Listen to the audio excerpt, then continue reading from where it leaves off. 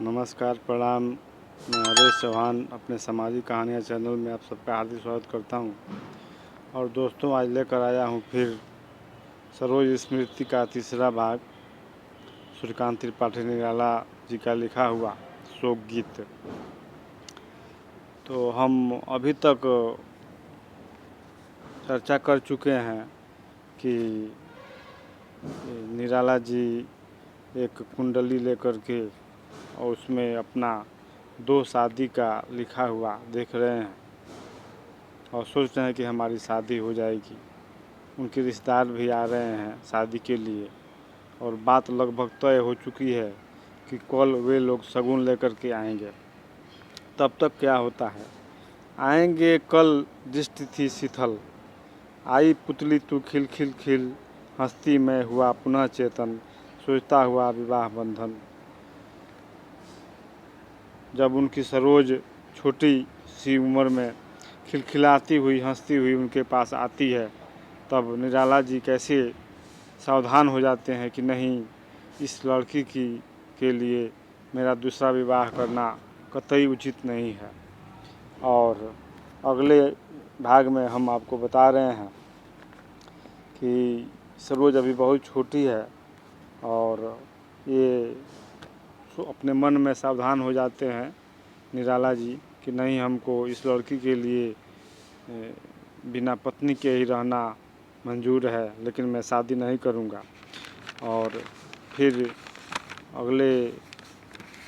अगली पंक्तियों में ये सरोज अपनी यौवनावस्था की ओर बढ़ रही है धीरे धीरे और उसकी सुंदरता दिन पर दिन बढ़ती जा रही है। और एक दिन जब वह सयानी हो जाती है तो उसकी नानी, सरोज की नानी खत लिखती हैं इनके पास, निराला जी अपने दामाद के पास, और कहती हैं कि भैया तुम अपने बेटी को अपने घर लेकर जाओ और इसके लिए कोई योग्य वर ढूंढो। हम भी जहाँ तक हो सकेगा आपकी सहायता करेंगे। और निराला जी की चिंता अपनी बेटी के लिए, बेटी के शादी के लिए धीरे धीरे बढ़ने लगती है और वे बहुत चिंतित हो जाते हैं क्योंकि उनके पास पैसा है नहीं, आर्थिक तंगी बहुत चल रही है। और सोचते हैं कि मैं अगर ढंग से अगर शादी करूंगा, बारात बुलाऊंगा दरवाजे पर, तो मेरा पनाह नहीं मिल सकता। इसलिए एक ऐसे लड़के की तलाश करते हैं जो बिना दहेज के शादी करने के लिए तैयार है। और अगली पंक्तियों में वे समझा रहे हैं अपने दामाद को, होने वाले दामाद को, कि भैया मेरे पास पैसे नहीं हैं, मेरा जो भी कुछ है मेरी बेटी का है, अगर तुम शादी करना चाहते हो तो कर लो। और अगर पंडित जी पैसे के बिना अगर मंत्र अगर नहीं पढ़ते हैं तो मैं खुद एक बेटी का बाप होकर के खुद तुम्हारे विवाह में जो मंत्र होगा वह मैं पढ़ूंगा, तुम्हारी शादी मैं करवाऊंगा, और जो कुछ भी मेरा है वह मेरी बेटी का होगा, तुम्हारा होगा। जो विरासत मिली है हमको साहित्य की तरफ से वह तुम्हारा होगा। तो आइए पढ़ते हैं इस शोक गीत सरोज स्मृति का तीसरा भाग।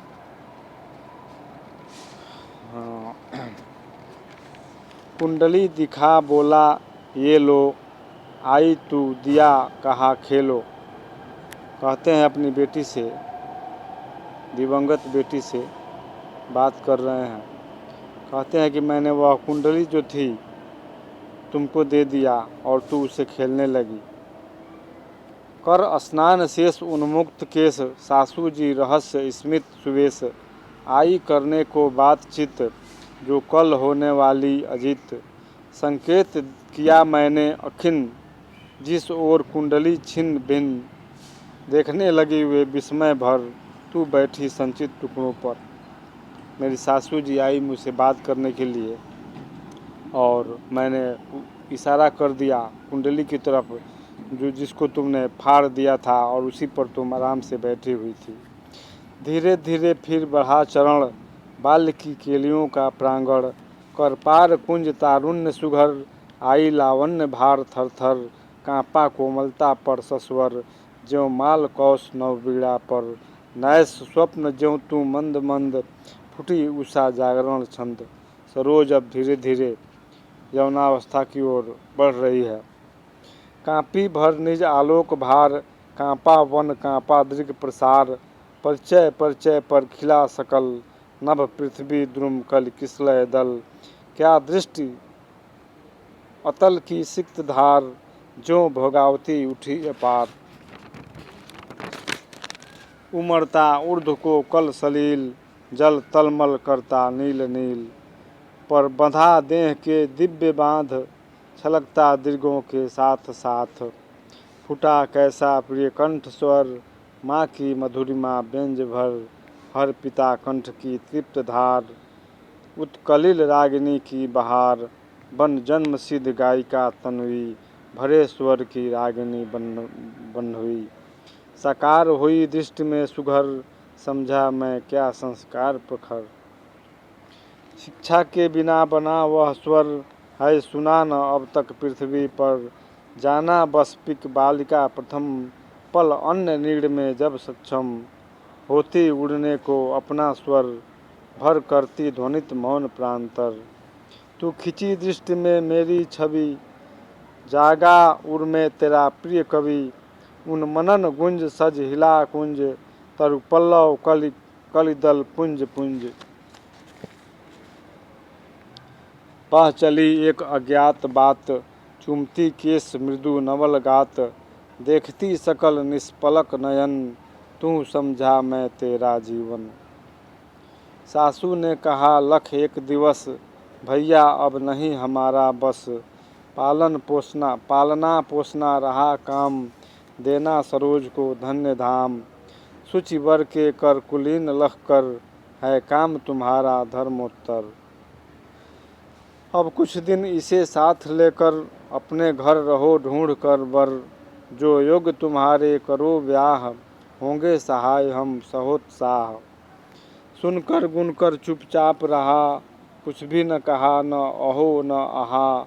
ले चला साथ में तुझे कनक, ज्यों भिक्षुक लेकर स्वर्ण झलक।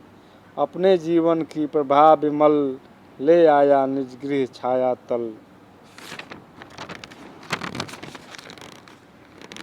सोचा मन में हत बार बार, ये कान्य कुब्ज कुल कुलांगार। खाकर पत्तल में करें छेद, इनके कर कन्या अर्थ खेद। इस विषम बेल में विष ही फल, यह दग्ध मरुस्थल नहीं सुजल। फिर सोचा मेरे पूर्वज गण, गुजरे जिस राह वही शोभन। होगा मुझको यह लोक रीति, कर दूं पूरी गो नहीं भीति। कुछ मुझे तोड़ते गत विचार, पर पूर्ण रूप प्राचीन भार। ढोते मैं हूँ अक्षम निश्चय, आएगी मुझ में नहीं विनय। उतनी जो रेखा करे पार, सौहार्द्र बंध की निराधार। वे जो जमुना के से कछार, पद फटे बिवाई उभार। खाए के मुख ज्यों पिए तेल, चमरौधे जूते से सकेल। निकले जी लेते घोर गंध, उन चरणों को मैं यथा अंध। अब सरोज की शादी के लिए बहुत चिंतित हैं निराला जी, और अपनी कविता में कह रहे हैं। कल ध्राण प्राण से व्यक्ति, हो पूजूं ऐसी नहीं सकती। ऐसे शिव से गिरजा विवाह, करने की मुझको नहीं चाह। फिर आई याद मुझे सज्जन, है मिला प्रथम ही विद्वत जन। नव युवक एक सत साहित्यिक, कुल कान्य कुब्ज यह नैमित्तिक। होगा कोई इंगित अदृश्य, मेरे हित है हित यही सदृश्य। अभिनंदनीय बंध गया भाव, खुल गया हृदय का स्नेह स्राव। खत लिखा बुला भेजा तत्क्षण, युवक भी मिला प्रफुल्ल चेतन। अपने दामाद को, अपने होने वाले दामाद को, जिस लड़के को बुलाए हैं निराला जी, उसे समझा रहे हैं। अब कैसे समझा रहे हैं अपनी भाषा में। बोला मैं हूँ रिक्त हस्त, निराला जी कह रहे हैं कि मैं रिक्त हस्त हूँ, खाली हाथ हूँ। बोला मैं हूँ रिक्त हस्त, इस समय विवेचन में व्यस्त समस्त। जो कुछ है मेरा अपना धन, पूर्वज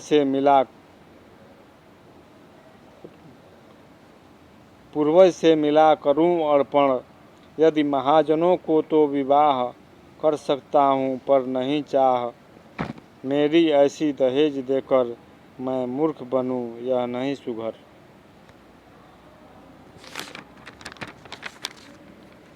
बारात बुलाकर मिथ्या व्यय, मैं करूं नहीं ऐसा सुसमय। तुम करो विवाह तोड़ता नियम, मैं सामाजिक योग के प्रथम लग्न के पढ़ूंगा स्वयं मंत्र। यदि पंडित जी होंगे स्वतंत्र, जो कुछ मेरे वह कन्या का, निश्चय समझो कुछ धन्या का। उस लड़के को कह रहे हैं जो शादी के वास्ते आया है, बुलाए हैं उनको, कह रहे हैं कि हे बेटा, अगर पंडित जी धन अभाव के कारण मंत्र पढ़ना स्वीकार नहीं करेंगे, कोई पंडित अगर नहीं आता है तुम्हारी शादी में हमारे अभाव के कारण, तो मैं खुद बैठ कर के और मंत्र पढ़ूंगा तुम दोनों की शादी में, और जो कुछ मेरा है वह मेरी कन्या का है, वह तुम्हारा होगा। यह मानने वाली बात है।